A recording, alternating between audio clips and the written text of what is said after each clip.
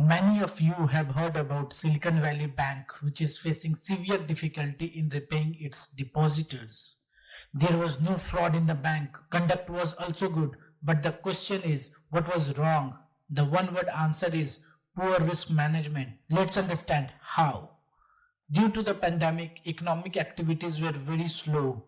To deal with it, Federal Reserve injected massive liquidity almost for free, means Federal Reserve was distributing money to the financial institutions, of course due to relaxed norms. SVB got a massive inflow of money, but the dilemma was what to do with that. They had already learned a lesson from global financial crisis in 2008 that do not compromise with credit quality.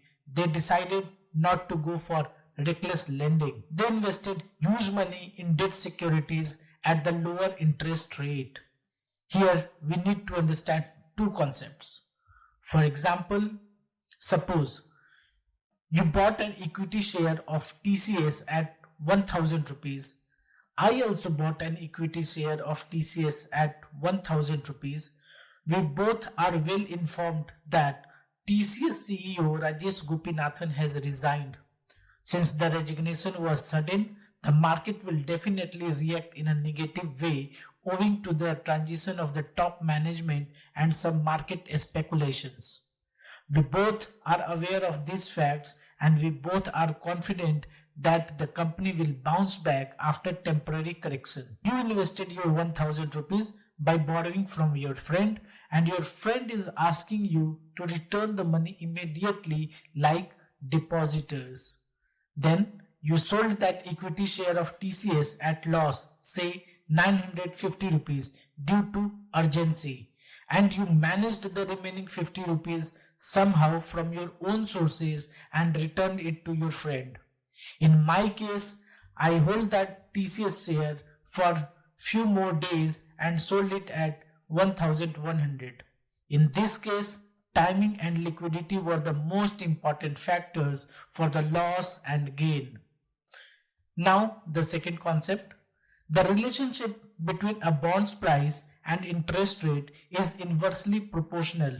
Means, if the interest rate will decline, the bond price will go up. If the interest rate will go up, then bond price will go down. Fed was increasing rates back to back and the investment value of SVB was decreasing.